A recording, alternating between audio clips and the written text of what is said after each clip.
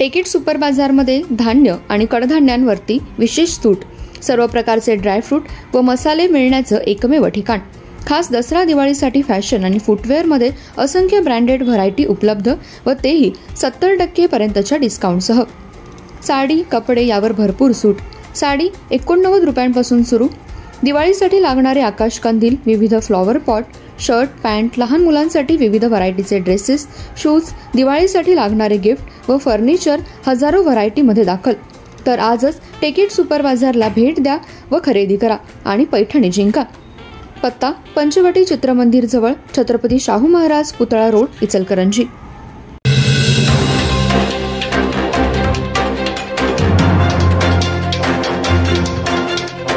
नमस्कार, मी तेजस्विनी मगदूम. एम मराठीमध्ये आपल्या सर्वांचं स्वागत आहे. पाहूयात ठळक घडामोडी. मी विचार करत होते की यांनी मला सांगितलं महिलांची मीटिंग आहे. म्हटलं कुठली महिलांची मीटिंग रात्री असते? तुम्ही स्वयंपाक करून आलाय?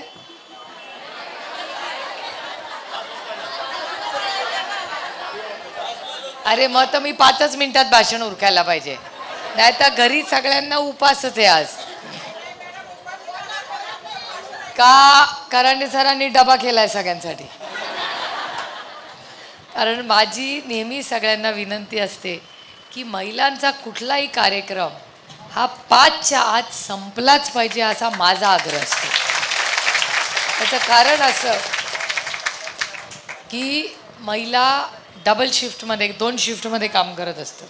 अगो बाई, इथे पण बसले. सर तुम्ही इथे बसा ना.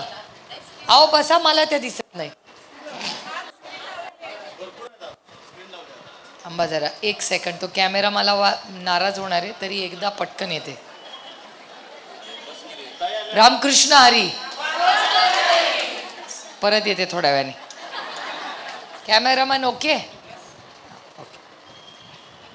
खरं तर आज मी विधानसभेच्या प्रचाराच्या निमित्ताने तुम्हाला राष्ट्रवादी काँग्रेस पक्ष आणि महाविकास आघाडीसाठी मतं मागण्यासाठी मी आलेले. मी ताकाला जाऊन भांडं लपवत नाही. आपण ज्याच्यासाठी होतो मुद्द्यावर आल्या पाहिजे माणसाने. आणि भाऊबीज असताना तुम्ही मोठ्या संख्येने आज उपस्थित राहिला, याबद्दल तुमच्या सगळ्यांचे मी मनपूर्वक आभार मानतो. माझ्या माहेरी भाऊबीज नेहमी दुपारी असते, त्याच्यामुळे दुपारचं जेवण झालं की 3-3:30ला आम्ही सगळ्या बहिणी निघतो. त्याच्यामुळे मला काय हा संध्याकाळचा कार्यक्रम घेणं काही अवघड नव्हतं.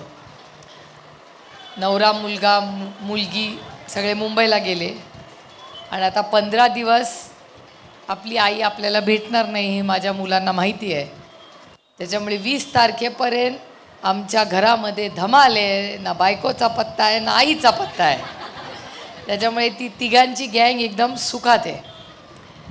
आणि नाहीतरी पोरं आजकाल मावशी म्हणायला लागलेत लोकसभेपासून, कारण का त्यांची आई त्यांना फार काही दिसतच नाही, गेले कित्येक महिने झाले. हा गमतीचा भाग झाला. पण पुढची 15 दिवस हे आपल्या सगळ्यांसाठीच अतिशय महत्त्वाचे असतात. सभेमध्ये जिथे महिला आहेत तिथे एखादं मूल रडलं तर जिवंतपणा राखतो. त्याच्यामुळे भाभी चिंता मत करो, बच्चा रो रहा है, अच्छा आहे. म्हणजे जिवंतपणा आहे. घरातच मुलं रडतात, बाहेर जाऊन रडत नाहीत. त्याच्यामुळे मला जिवंतपणा वाटला. उशीर झालेला आहे, पोराला भूक लागली असेल, पण खरंच एक घरगुती कार्यक्रम म्हणून आपण इथे जमलेलो. पुढचे 15 दिवस हे महाराष्ट्रासाठी आणि महाराष्ट्राच्या विकासासाठी अतिशय महत्त्वाचे. कारण का आपल्या पुढच्या आयुष्याच्या 5 वर्षाचा मोठा निर्णय आपल्याला घ्यायचा आहे. 15 दिवस फक्त आणि 5 वर्षाचा हिशोब येतो. आता आपण महाविकास आघाडीला मतदान का करावं? तुमचं सोनियाजींवर प्रेम आहे, आदरणीय पवारसाहेबांवर प्रेम आहे, उद्धवजींवर प्रेम, या सगळ्या गोष्टी योग्यच आहेत. एक विचारधारा आहे. आणि मी माझ्या विचारधारेबरोबरच काम करते. मी राजकारणामध्ये ना कुठल्या पदासाठी आले, ना कुठल्या गाडीसाठी आले, कशासाठीच नाही आले. माझ्या इतकी सत्ता फार जवळून फार कमी लोकांनी पाहिली असेल. मी खरंच तुम्हाला सांगते जर तुम्हाला असं वाटत असेल ना सत्ता असली की झोप येते, अशा भ्रमात बिलकुल राहू नका. सत्ता आली की जबाबदारी वाढते, झोप वाढत नाही, झोप कमी होते. त्याच्यामुळे असा भ्रमात बिलकुल राहू नका.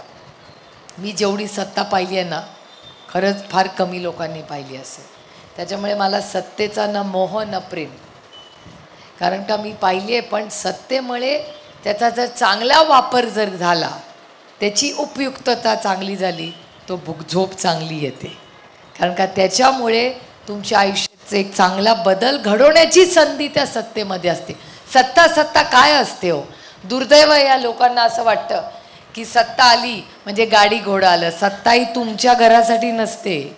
मगाशी सर तुम्ही बोलला का? कुठे गेले तुम्ही? म्हणला ना आमदार साहेब मगाशी की 50 खोक्याला आमदार मिळतो. एकतर तुम्ही पुरुष भाषण जेव्हा करता ना, तेव्हा तुम्हाला असं वाटतं आमच्या महिलांना तुमची सगळी भाषणं समजतात. आमच्या महिलांना खोके शब्द माहिती नाही. बरोबर आहे?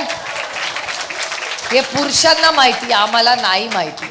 आम्हाला कुठला खोका माहिती आहे? आम्हाला खोका मी सांगते तुम्हाला, न विचारता, आपली ओळख नाही तरी सांगते. आम्हाला खोका कुठला माहिती? बस्ता बांधायला लग्नाला जातो ना, त्या खोक्यामध्ये आम्ही सामान घालतो, एसटीत चढवतो, गाडीत चढवतो, टेम्पोत चढवतो, तो खोका माहिती. दिवाळीला सफाई करतो, माळ्यावर चढतो, खोका असतो, त्या खोकातून सामान काढतो, जुना मिक्सर, जुन्या वस्तू असतात, तो खोका आम्हाला माहिती. तुमच्या पुरुषांचा खोका नाही बाबा आम्हाला माहिती. हे तुमचे, आता तुम्ही आमदार होता, मला तुमचा अपमान करायचा नाही, मी तुमच्याबद्दल बोलत नाहीये, त्याच्यामुळे आधीच माफी मागते. पण तुम्ही विचार करा, खोके शब्द आपल्या आयुष्यात कधी आला होता का? आणि जर आमदार खासदार अशी विकत जाणार असतील तर असली पाहिजेत का तुम्हाला? हा निर्णय आपल्याला घ्यायचा. माझी भारतीय जनता पक्षाबरोबर वैयक्तिक लढाई नाही, माझी वैचारिक लढाई आहे. कारण का 50 खोके एकदम ओके म्हणायला माझा जाहीर विरोध आहे. 50 खोके इज नॉट ओके, नाही चलेगा, नाही चालणार. 50 खोके तुम्ही सरकार पाडता, घर फोडता. 50 खोके हे म्हणाले ना की 50 खोक्याला विकत जातो. अहो आमच्या बायकांना विचारा, 50 खोक्याला एक खासदार, एक आमदार गुणिले 40 म्हणजे 40 गुणिले 50 किती झाले? विचार करा किती. बघा आमच्या बायकांना, आम्हाला हिशोबच माहिती नसतो. 40 गुणिले 50 किती झाले? 2000. तर हे म्हणाले 2000 रुपये नाही, 50 खोके म्हणजे एक खोका म्हणजे कोटी. महिलांनो, तो आपला बस्तावाला नाही ग बिचारे. आमच्या कशा खऱ्या साध्या महिला आहेत बघा. 2000 कोटी रुपये खर्च करून उधळून यांनी उद्धव साहेबांचं सरकार पाडलं, म्हणून ते 50 खोके एकदम ओकेवाले. मग अशी होते ना सेनेवाले, कुठे गेले? असले होते 50 खोके एकदम ओके. आणि ह्यांच्या चॅनलवाले असतील या कुठल्या तरी चॅनलवर अशाच एका खोक्या आमदाराचं घर बघितलं मी. 40व्या मजल्यावर घर आहे. सगळीकडून त्या घरातून मी सगळे नाही आमदार, परत मी माफी मागते, तुमच्याबद्दल नाही बोल, तुमच्याबद्दल नाही, मी जनरल भाषण करते. बघा पहिल्यांदा माझी म्हणायला आनंद वाटतोय त्याला, कारण का त्याला नाही व्हायचंय खोकेवाला. टाळ्या वाजवा, आनंद वाटतोय त्याला. खरंच आहे, अशा वेळीच न असलेलं बरं. अगदी बरोबर आहे. कारण का शेवटी खाली आत आते भाभी खाली आत जाएंगे. काय गटुडं घेऊन जाणार आहे का खोके घेऊन जाणार आहे वरती? माणसाला शेवटी ना, मला भाषण करायला काय भीती वाटत नाही. मगाशी मी येत होते गेबी भाषणात मला सांगत होते की तू आपले इथल्या स्थानिक खासदार आमदाराबद्दल, की आधी इकडे होते नंतर तिकडे गेले आणि बरंच काय काय सांगत होते. मला सांगितलं की कोणीतरी आले होते आणि म्हणले होते, बघ रे बाबा, तू निवडून आलास ना तर तुझ्या मागे ती इडापिडाच लावतो. आणि मग त्यांनी भारतीय जनता पक्षामध्ये प्रवेश केला. मी त्यांना म्हणलं, मला ईडीची भीती वाटत नाही, ज्याला कर नाही त्याला कुणाचा डर. त्याच्यामुळे मी ताकदीने ईडीच्या विरोधात बोलीन. तुम्ही काय काळजी करू नका. कारण हे बघा, माझ्या ईडीवर काही नाही. तिथले बिचारे अधिकारी चांगले, ती आपलीच आहेत ना, कोण आहेत बाहेरची. शेवटी भारतातलेच लोक ईडी चालवतात ना. ईडीचा प्रॉब्लेम नाही. ईडीच्या वरती जो माणूस बसतो ना, त्याचा प्रॉब्लेम आहे. आम्ही आहे ना, इंग्रजीमध्ये एक आईस शब्द आहे. तू इंग्रजीत शिकते ना ग. आईस म्हणजे काय सांग या सगळ्या मावशांना तुझ्या. आईस, आईस म्हणजे बर्फ. आता कान बंद कर, हे पुढचं भाषण लहान मुलांनी ऐकायचं नाहीये. आईस म्हणजे बर्फ. आईसचं स्पेलिंग काय. ICE.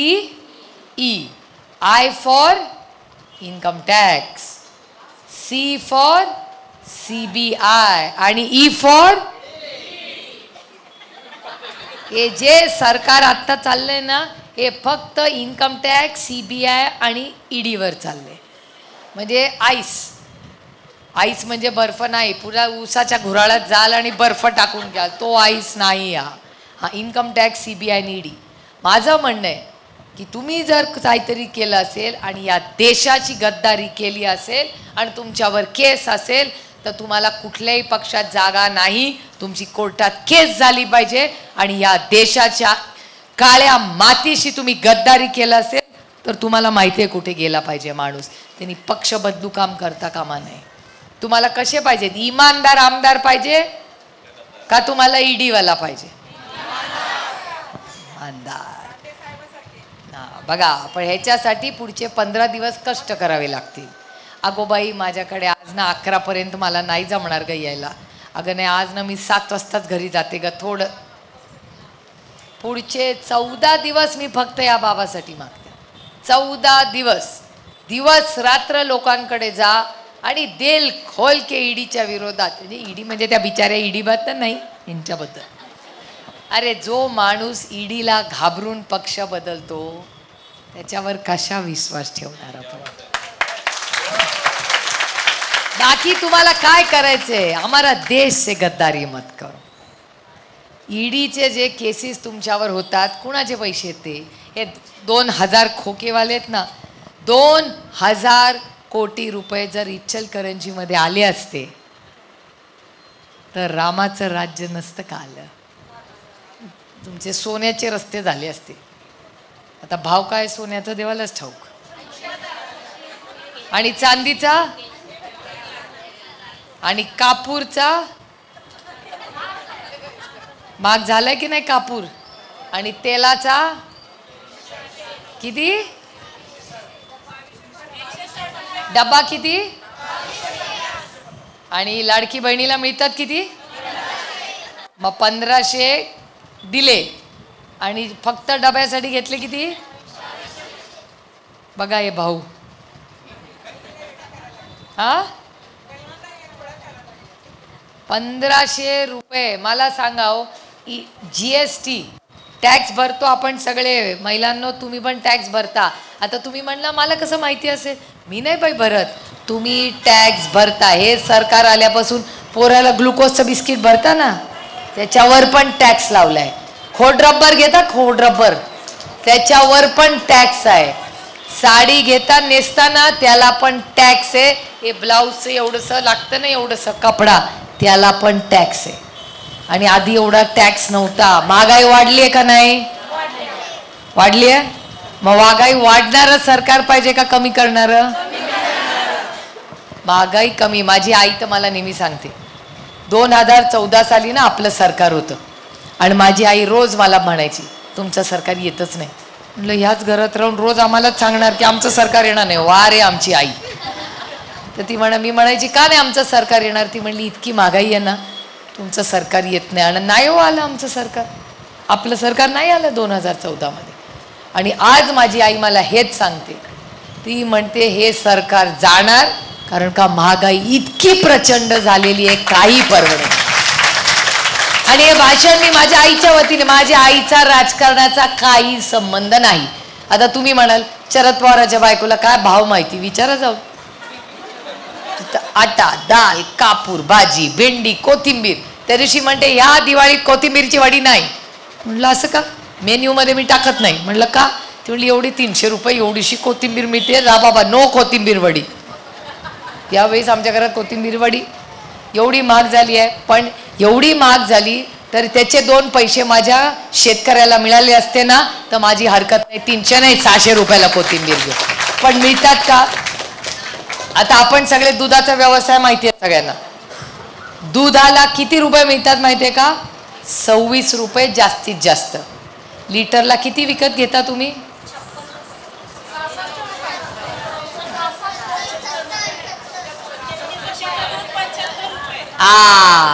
म्हशीचं दूध 75 रुपये आणि गाईचं दूध 66 रुपये.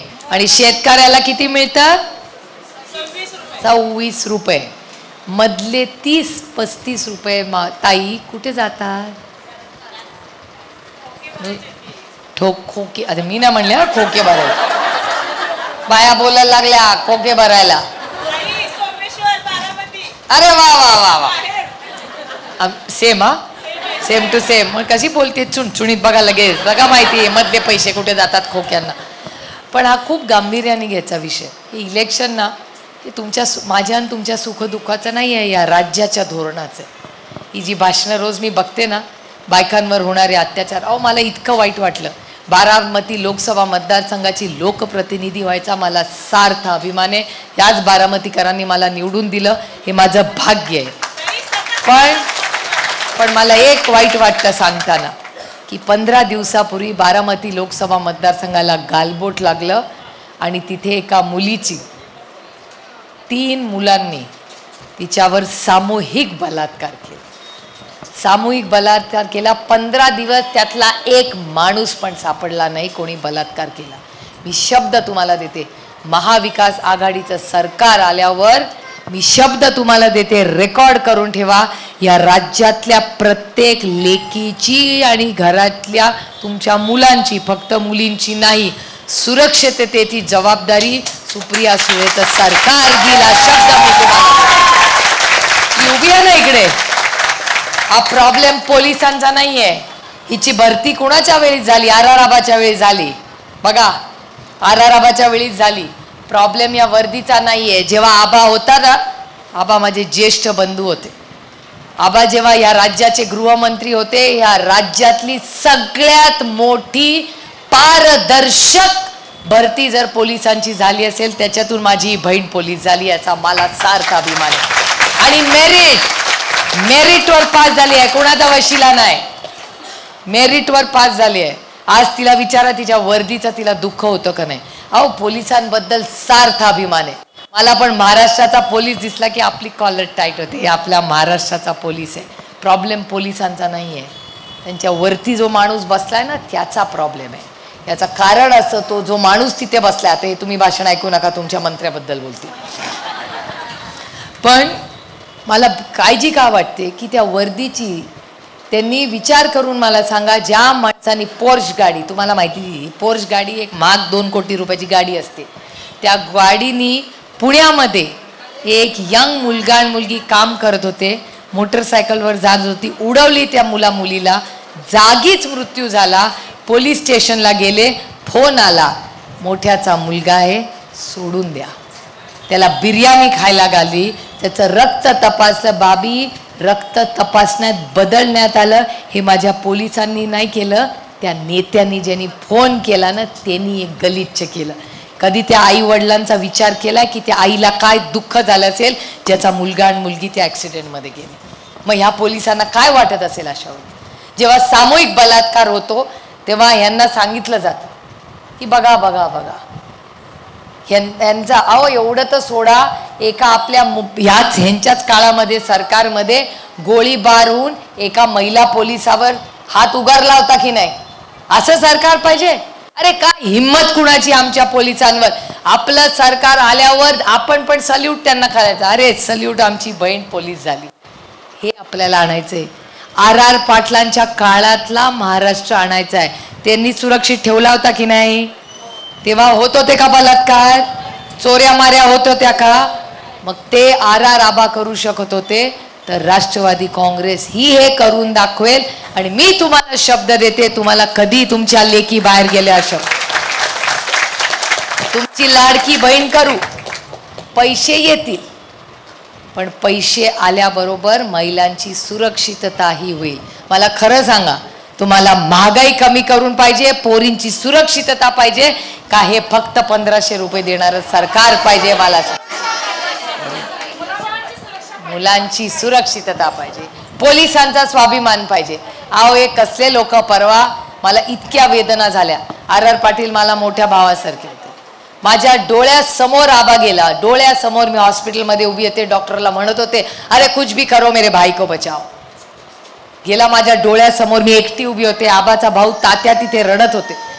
वहिनी मंदिरात बसल्या होत्या पाठ करत की काहीतरी होईल, काहीतरी आबाला होईल. माझ्या डोळ्यासमोर शेवटचा श्वास माझ्या आबाने घेतला. आणि परवा कोणीतरी आबाबद्दल बोललं. मला खरं सांगा, गेलेल्या माणसाबद्दल कोण बोलतं का? कधी नाही. कितीही आपल्याला काय शिकवलंय की कोणाच्या घरात जन्म झाला, लग्न असेल आणि मृत्यू झाला तर तिकडे मोठ्या मनाने जायचं असतं. हे आपले संस्कार आहेत. आणि 9 वर्ष आबाला जाऊन झाले आणि हे लोक बोलतात. मला प्रश्न विचारत्या भारतीय जनता पक्ष आणि त्यांच्या मित्रपक्षाच्या, हे तुमचे संस्कार आहेत?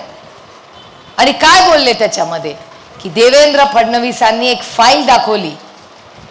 इथे तुमच्याकडे झालं ना, येऊन आरोप केले, भारतीय जनता पक्षानेच आरोप केले की नाही आमदारावर. आणि काय झालं, आमदार आज भारतीय जनता पक्षात आहे. मला हा प्रश्न विचारायचा आहे भारतीय जनता पक्षाला. भ्रष्टाचार मुक्त भारत दूंगा असं म्हणले होते की नाही भारतीय जनता पक्ष?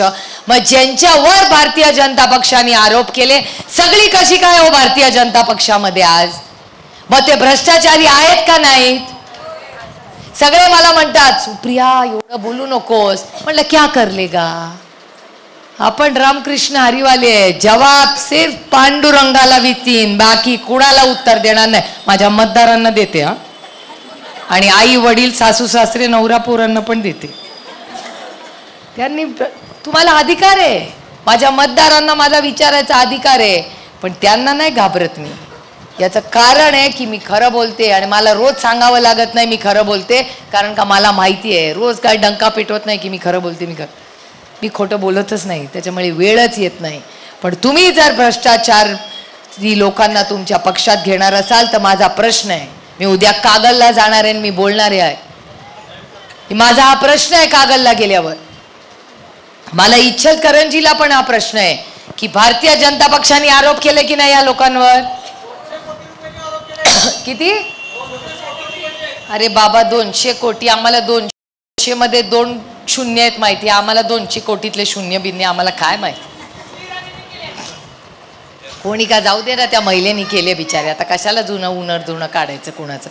पण जर भारतीय जनता पक्ष इथे येत असेल आणि भ्रष्टाचाराचे 200 कोटी रुपयाचे आरोप करत असेल तर माझा भारतीय जनता पक्षाला प्रश्न आहे की तुम्ही पहिले आरोप केले, मग त्या माणसाला तुमच्या पक्षात घेतला, म्हणजे तो माणूस भ्रष्टाचारी होता का नाही?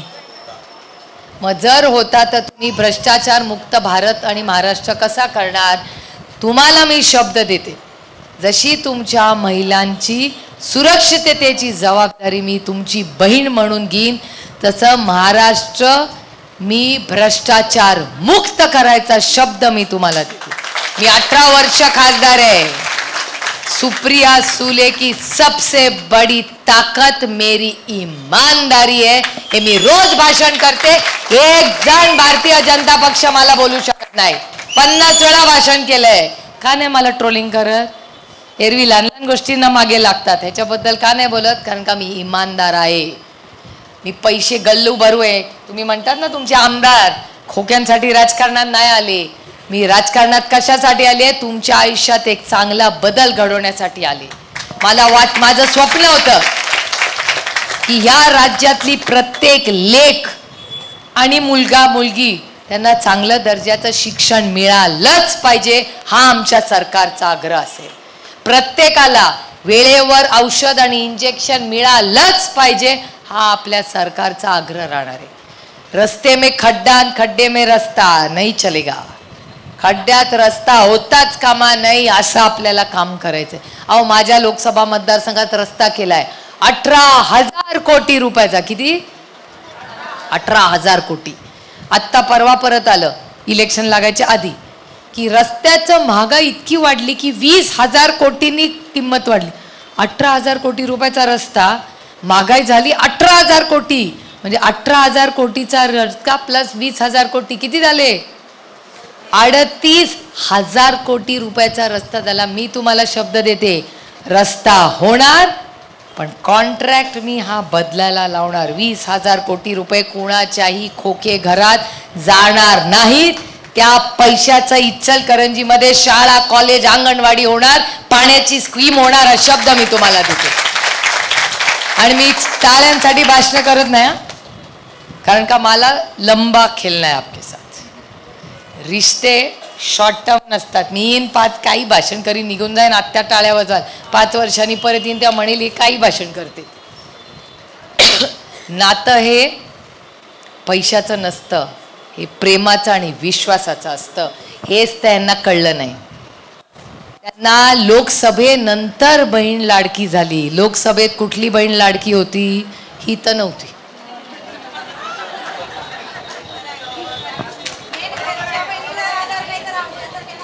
आणि मी तुम्हाला सांगते, मला दुःख एका गोष्टीचं वाटलं. मी नातं माझं उगाच आणत नाही, पण मला एक गोष्ट सांगा, एक तरी बहिणींना लाडकी होती का लोकसभेपर्यंत? तुम्ही असा दणका दिला ना मतदान करून की लगेच लाडकी बहीण योजना आली. ही लोकसभेच्या रिझल्ट नंतर आली. तुम्ही काळजी करू नका, आमच्या भगिनी फार हुशार आहेत. आमेश बिमेशला काय आमच्या महिला पडत नाहीत. तुम्ही ऐकलं ना, 1,500 रुपये नको, आम्ही 2,000 रुपये देतो, पण आमची लेक सुरक्षित ठेवा. माझी बहीण बोललेली आहे. आता नाव काय तुमचं? परवीन हैदर. परवीन बाई आत्ता काय बोलली की आम्हाला पैसे नको, पोरींची सुरक्षितता पाहिजे. आणि ही ताई तर म्हणाली 2 किती डब्याची किंमत काय झाली? 26 किती? 2200. तिला माहिती होतं ती चकली तळताना किती दुःख होत होतं तिला. घरामध्ये एवढे मोठे डबे असायचे, आता एवढेच डबे झालेत फराळाचे. खरंच महागाई झाली. महागाई, बेरोजगारी आणि प्रचंड भ्रष्टाचार. कंटाळाला याचा. आणि बेरोजगारी. आपण पोरं एक वेळ अर्धी भाकरी खाऊ पण पोरांना शिकवू. खरं आहे की नाही? सगळ्यांची पोरं शिकली की नाही? आपला काय प्रयत्न होता? मुलांना पास होऊन मेरिटवर अरे माझंच बघा ना, माझ्या आईपेक्षा मी जास्त शिकले, माझ्यापेक्षा जास्त माझी मुलगी शिकली. आणि मला तर भांडायला पण यायचं नाही. एक तर मी एकुलती एक, आणि नंतर माझ्या घरात मी सगळ्यात लहान. माझ्यानंतर 2 भावंड, 10-20 बहीण भाऊ मोठे, आम्ही सगळ्यात लहान. अभिजित, अश्विनी आणि मी. कधी भांडायची वेळच आली नाही. आणि आता बघा, पाण्यात पडल्यावर सगळ्यांना पोहायला येतं. मला तर कोर्टात भांड्याचं तर सोडा, कोर्ट कुठे होतं माहिती नव्हतं. आणि आपल्याकडे काय मराठीत म्हणे, शाण्यानी कोर्टाची पायरी चढू. ही शाणी डायरेक्ट सुप्रीम कोर्टात चढली. आणि आता 15 दिवसात कोर्टात नाही गेलं की असं वाटतंय, अरे बापरे कोर्टातच गेलो नाही. आणि रोज भांडल्याशिवाय दिवसच जात नाही. नवरा म्हणतो बाहेर जाऊन भांडायचं, घरात नाही. खरंच आहे, कधीतरी सत्याच्या बाजूने उभं राहिलं पाहिजे हो. मी का उभी राहिले? मी अर्थातच वडिलांसाठी उभी राहिले, याच्यात काही वादच नाही. पण तेव्हा मलाही वाटत होतं की आज आमच्या घरावर हल्ला केला, आमच्या पक्षावर हल्ला केला, पक्ष काढून घेतला, चिन्ह काढून घेतलं, सगळं आमच्याकडून काढून घेतलं. आमचे वडीलही म्हणू शकत होते नको बाबा या वयात कशा. आमचे वडील म्हणले नाही, जिंकू किंवा हारू लेकिन महाराष्ट्राच्या स्वाभिमानासाठी लढू. जर साहेब 80 वर्षी लढू शकतात तर आपणही लढू शकतो. बायांनो, रडायचं नाही आता नंतर. माझ्या आजींनी आम्हाला रडायला नाही शिकवलं, लढायला शिकवलं. जर सुप्रिया, लोक मला म्हणतात सोन्याचा चमचा घेऊन जन्माला आली. हो, आले मी सोन्याचा चमचा घेऊन जन्माला, पण म्हणून काय चमचा तोंडात घेऊन आयुष्यभर बसले नाही. जेव्हा घात झाला आमच्या घरावर, हीच सुप्रिया जी सोन्याचा चमचा घेऊन जन्माला आली आहे ना, आज ताकदीने, या अदृश्य शक्तीची ताकदीने दिल्लीत लढते. नाही मला भीती वाटत त्यांची. शिकलो ना, तुम्ही पण शिकालो. कशाला पाहिजे कुणाचे उपकार? मान सन्मान प्रत्येक आपल्या आयुष्यातल्या पुरुषाचा करू, पण तू जर माझ्यावर घात केलास तर नाही तुला ऐकणार. आणि ही लढाई आहे, ही आमच्या फक्त स्वाभिमानासाठी आहे. दिल्लीचा मान करू मोठा भाऊ म्हणून, दिल्लीचा मान करू, सन्मान करू, पण तुमच्या समोर मोडेन, पण आयुष्यात वाकणार नाही म्हणजे नाही. छोट्याशा घरात राहू, अर्धी भाकरी खाऊ, पण कष्टाची खाऊ, उपकाराखाली राहणार नाही कोण. मला तो उपकार शब्द आवडतच नाही. कोणी कुणाच्या उपकारात नसतं, कोणी कुणावर उपकार करत नाही, आणि तो शब्द तुम्ही तर वापरू पण नका. जो मला म्हणतो ना, ओ साहेबांनी फार उपकार केले, म्हणजे हे उपकार बिपकार नाही, साहेबांनी प्रेम केलं. इथल्या पण बऱ्याच लोकांना प्रेम केलं, ते विसरले, हा गोष्ट वेगळा. पण मला बरं वाटते साहेबांचं तुम्ही मगाशी काढलं, साहेबांनी हे केलं ते केलं, नंतर मला वाटलं बरं झालं, इडा बिडा तळो नसलो असले आपल्याकडे. ती इडी बिडीच्या भानगडी नको, ते तुम्ही बीजेपीकडेच जा बाबा, आमच्याकडे नको. आपल्याला नवीन उमेदीने पक्ष उभा करायचा. कष्ट करू, कष्टाला कमी पडणार नाही. कोण तुमच्यापैकी कमी कष्ट करतं मला सांग का? उठता की नाही पाण्यासाठी सकाळी, रात्री किती पोटऱ्या दुखल्या तरी शेवटचं घरातलं जेवण उन्हात सगळं सापल्या तरी झोपता का? कंबर कधीतरी दुखतेच ना, कुणाला सांगणार. पण जाऊ दे, 2 पोरं झाल्यावर पोटऱ्या आणि कंबर दुखते असं म्हणता की नाही? तसं नाही आहे. पण का तुमच्या पोटऱ्या दुखाव्या आणि का तुमची कंबर दुखावी? कारण याचं कारण तुम्ही अन्न व्यवस्थित खात नाही. तुमचं रक्त तपासलं, अर्ध्या जणी अनिमिक असाल, पण का हा त्याग करता की माझं जे नुकसान झालं ते होऊ द्या, पण माझ्या पोरा बाळांचं होता कामा नाही. माझ्या पोरीचं लग्न पण मोठ्या घरात हवं, आणि मुलींनी कमवून स्वतःच्या कर्तृत्वाने काहीतरी करून दाखवावं, हे एका आईचं स्वप्न असतं. आणि दुसरं काय आईला, हो मी पण तुमच्यासारखी आईच आहे ना. आणि शेवटी कष्ट करून तुम्हाला काय वाटतं प्रत्येकीला? काय बाई म्हणते की डोळे बंद व्हायच्या आधी काचेची एक तडी माझी बांगडी सोन्याची व्हावी, एवढंच मला पाहिजे, मला बाकी काही आयुष्यात नाही. ना तुमचे खोके, तुमचे म्हणजे तुमचे नाही तर गैरसमज व्हायचा लोकांना. त्याच्यामुळे हा काळ वेगळा झालेला आहे. फार जबाबदारी आहे तुमच्यावर. लोक येतील, आमेश दाखवतील. माझं म्हणणं आहे, जे येईल त्याचं स्वागत करायचं, ही आपले संस्कार आहेत. अतिथी देवो भव. जे देतील ते घ्या. देतील म्हणजे मसाला. तुम्ही काहीतरी दे, मी दुसरं काय म्हणत नाही, तुम्ही चुकीचा अर्थ काढू नका. जो येईल त्याला ओवाळा, स्वागत करा. जे प्रेमाने तो देईल ते घ्या, काय हरकत नाही. त्यांनी फार कष्टाने नाही घेतलेलं. त्याच्यामुळे जे काय करायचंय ते करा, पण मतदान करा ना, अशाच माणसाला मतदान करा जो स्वाभिमानी आहे, खरा आहे. आणि काय आज प्रामाणिक, जोपर्यंत प्रामाणिक माणसं निवडून जात नाही या राज्यामध्ये क्रांती होणार नाही. आणि ही क्रांती आपल्याला घडवायची. आता बदल घडवायचा असेल तर आपल्याला आपल्यामध्ये बदल घडवावा लागतो. अवघड असतं. मी नेहमी सांगते, सत्य परेशान हो सकता है लेकिन पराजित नहीं हो सकता. आपल्याला कष्ट जास्त करावे लागतील, आपल्याला दिवसाचं रान करावं लागेल, लढावं लागेल, काठ्या खाव्या लागतील, पण शेवटी आपल्याला असा लोकप्रतिनिधी पाहिजे जो म्हणेल 50 खोके नॉट ओके. आणि माझं म्हणणं आहे, आम्ही लोकप्रतिनिधी आहोत. लोकप्रतिनिधीला अधिकार नाहीये. लोक म्हणतात आम्ही खूप हे करतो. लोकप्रतिनिधी आमच्या सेवेसाठी 24 तास आयुष्य द्या, आम्हाला नाही सुट्टी देत आहेत. कुठे सुट्टीला जाणार? लोकप्रतिनिधी आहोत. त्याच्यामुळे जुन्या काळाचे लोकप्रतिनिधी कसे 24 तास असायचे, तुमच्या सुखदुःखात असायचे. मगाशी ताई मला म्हणाल्या, ताई बाकी भाषणात काही बोलावं, आमच्या पाण्याच्या प्रश्नाबद्दल थोडंसं बोला. आता तुमच्या पाण्याच्या प्रश्नाचा एक नगरसेवकाला मतदान करून आमदार करा, तो सोडवतोय बघा तुमच्या पाण्याचा प्रश्न. सोडवणार ना? आत्ता सुद्धा ताई, मी आत्ता सुद्धा सोळकोड योजना मीच मंजूर करून आणलेली, करून त्याला खो घालायचं त्यांनी काम केलंय. ह्या राज्यामध्ये माझ्या महिला भगिनींच्या डोक्यावरचा हंडा काढण्यासाठी राजकारण जो कोणी करेल ना, त्याच्या घराच्या बाहेर ना, आज इलेक्शन उद्या लाटणं घेऊनच जाऊया आपण. केलंय आमच्या महिलांनी. मग भाऊ तुम्ही आम्हाला शब्द द्या, या सगळ्या महिला तुम्हाला मतदान करतील. आपलं सरकार आल्यावर पहिली आपल्या पालकमंत्र्याची सही झाली पाहिजे, ती यांच्या पाण्याच्या स्कीमसाठी झाली पाहिजे. ह्याच्यासाठी मतं मागतो आम्ही. तुमच्या आयुष्यात चांगला बदल घडण्यासाठी ताई आम्ही मतं मागतेय. तर माझी तुम्हाला विनंती आहे, ऐकायचं, सगळ्यांचं ऐकायचं, सगळ्यांच्या सभांना जायचं, सगळं ऐकायचं, पण सत्याच्या बरोबर उभं राहायचं. आणि हा देश दमदाटीने चाललाय आता. मी तर त्या अदृश्य शक्तीने सांगितलं की हा देश अदृश्य शक्तीच्या मनमानीने चालणार नाही. हा देश भारतरत्न डॉक्टर बाबासाहेब आंबेडकरांच्या संविधानानेच चालणार आहे. म्हणून माझी लढाई भारतीय जनता पक्षाबरोबर आहे. हा देश कुणाच्या मनमर्जीने, तुमच्याकडे सत्ता आहे म्हणून काही कराल तुम्ही या राज्यात, ऐसा नाही चलेगा. हा देश संविधानानेच चालेल.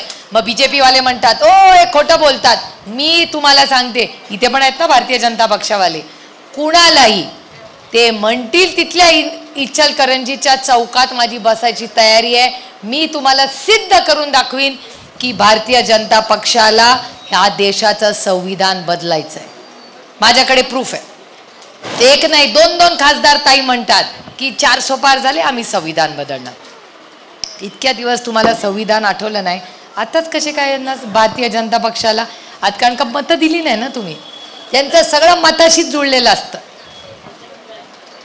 त्याच्यामुळे विचार करा, संविधान वाचवण्यासाठी, या राज्याच्या स्वाभिमानासाठी, आपल्या इचलकरंजीच्या पाण्यासाठी आणि स्वच्छ आणि पारदर्शक काम करण्यासाठी आपल्याला या बंधूच्या मागे, आपल्या या भावाच्या मागे उभं राहायचं. यावेळेस भाऊबीज उलटी करूया. ते तुम्ही ओवाळा पण, आणि एक बहीण म्हणून आपल्या कर्तृत्ववान भावाच्या मागे ताकदीने उभ्या राहा, मतदान करून घ्या आणि एवढंच लोकांच्या समोर जाऊन म्हणा, रामकृष्ण हरी.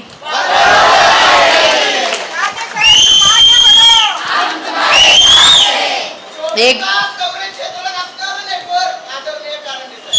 चला, आज बराच उशीर झालेला आहे, घरी जाऊन आमचे बंधुराज तुमची वाट बघतायत. पटपट पिठलं भाकरी करा आणि जेवायला घाल.